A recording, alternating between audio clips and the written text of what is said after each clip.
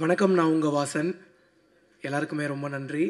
And இந்த வாய்ப்பை ஏற்படுத்தி கொடுத்த எங்கள் டைரக்டர் அண்ட் ப்ரொடியூசர் சாருக்கு ரொம்ப நன்றி. அக்கா, கூமாப்பட்டி அண்ணா நல்லா இருக்காரா? ஐயோ இல்லை, சரி விடுங்க.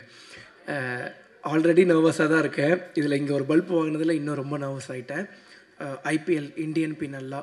ஸோ இந்த படம் வரக்கூடிய 28ஆம் தேதி ரிலீஸ் ஆக போகுது தியேட்டரில். எல்லோரும் மறக்காமல் உங்கள் குடும்பத்தோட ஃப்ரெண்ட்ஸ் அண்ட் ஃபேமிலியோடு போய் பாருங்கள். இது என்னோடய முதல் படம். நிறைய தப்புகள் கண்டிப்பாக நான் செஞ்சுருந்துருப்பேன் உள்ள.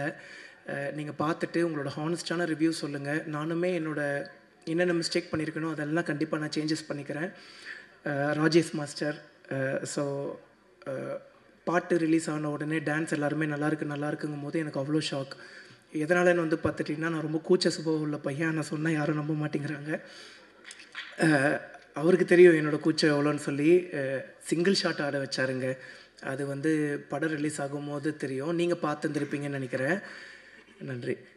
ஸோ நான் அவ்வளோ சொன்னேன், அண்ணா ஏன்னா கஷ்டமான ஸ்டெப்பெல்லாம் தரீங்க. நான் எங்கள் ஊர் திருவிழாலெல்லாம் டான்ஸ் நம்மளாம் ஊர் திருவிழா பார்த்துருந்துருப்போம். ஊர் திருவிழாலாம் எல்லாம் ஆடிட்டுருப்பாங்க. நான் ஆடணும்னு ஆசைப்படுவேன். மனசுக்குள்ளேயே ஒருத்தன் ஆடிட்டுருப்பான் ஜாலியாக. ஆனால் நம்ம ஆடணும்னு நினைப்போம், ஆனால் ஆட முடியாது. ஏன்னா அவ்வளோ கூச்சம், ஆடவும் தெரியாது.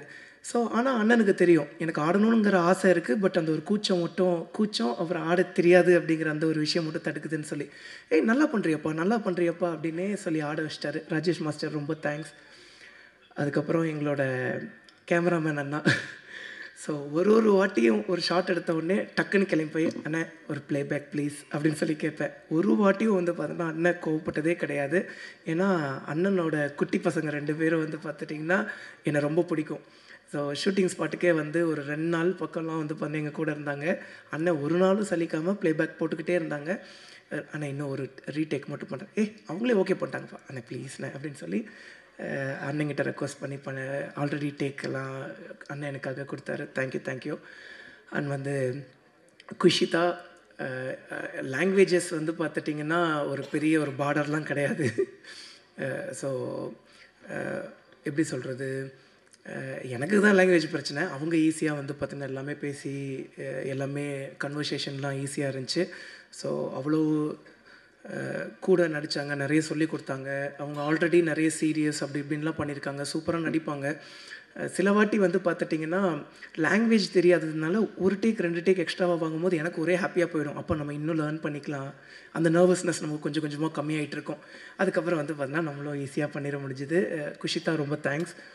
அண்ட் அந்த கிஸ்ஸிங் சீன்லாம் வந்து பார்த்திங்கன்னா நான் அவங்ககிட்ட கேட்டேன், நீங்கள் கம்ஃபர்டபுளாக இருக்கீங்களான்னு. கம்ஃபர்டபுள் தான், ஆனால் கிஸ்ஸுக்கெல்லாம் நோ அப்படின்னு தான் சொன்னாங்க. அது கிஸ் எல்லாம் சும்மா சீட் பண்ணி எடுத்துக்கிட்டது தான். அதுக்கப்புறம்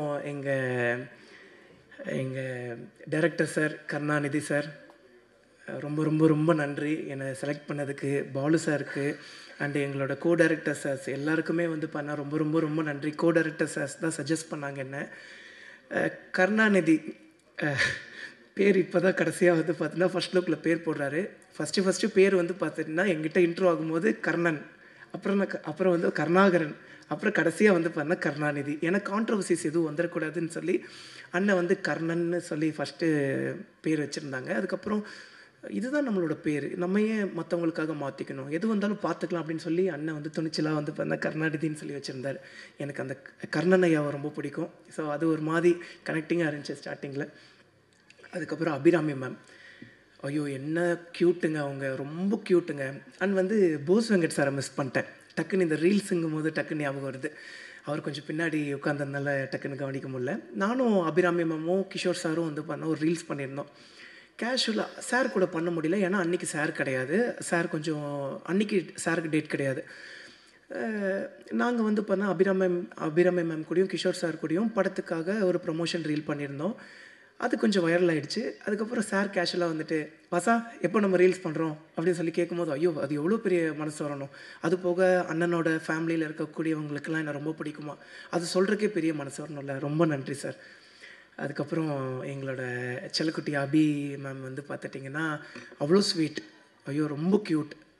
அவங்களோட க்யூட்னஸ்க்கே ஒரு பெரிய லவ். அதுக்கப்புறம் எங்களோட பாக்யராஜ் சார்.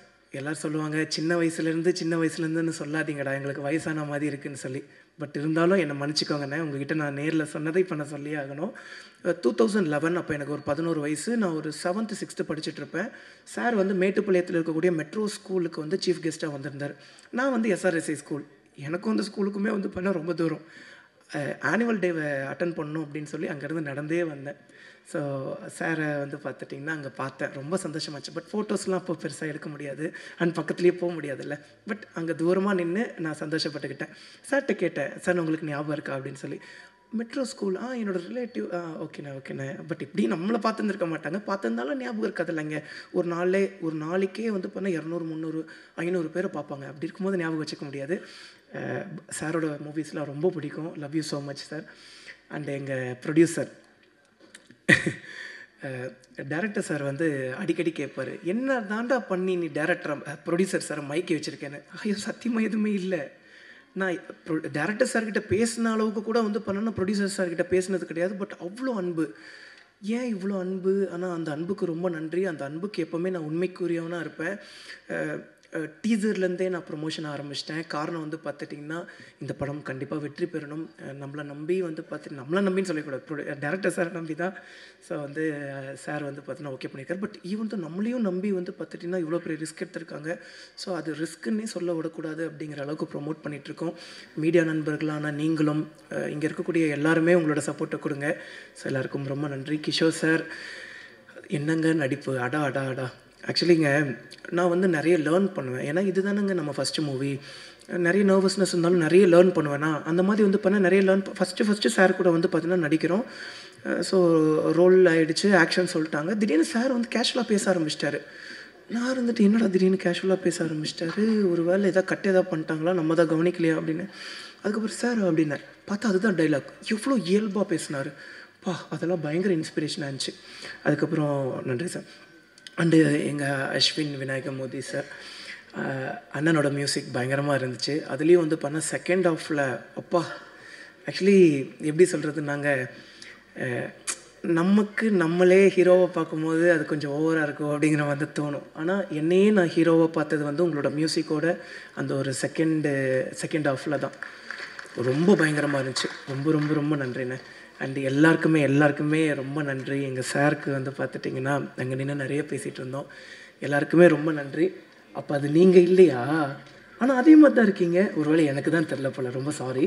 ஸோ வர 28ஆம் தேதி நம்மளோட IPL இந்தியன் பீனல்லா படம் தேட்டரில் ரிலீஸ் ஆகும். உங்கள் வீட்டு பிள்ளையோட முதல் படம். அதனால் எல்லாருமே ஃபஸ்ட் டே ஃபஸ்ட் ஷோ போய் உங்களோட ஹானஸ்டான ரிவ்யூ கொடுத்துருங்க. இது ஒரு உண்மை சம்பவத்தை வந்து பார்த்துட்டிங்கன்னா பேஸ் பண்ணி எடுத்த படம். பட் ஈவன் தோ கொஞ்சம் அந்த ஒரு கற்பனைகள்லாம் இருக்கும். எவ்வளவு அநியாயங்கள் நடக்குது அப்படின்னு சொல்லி நம்ம மக்களுக்கு எடுத்துகிட்டு போகிறோம். ஸோ வந்து நார்மலாக நியூஸ் பேப்பர் படிக்கிறோம், நியூஸ் பேப்பரை கடந்துட்டு நம்ம பாட்டுக்கு போயிடுறோம். அப்போ இதுதான்ப்பா உண்மை, இவன் இப்படி தான்ப்பா அப்படின்ட்டு போயிடுறோம்.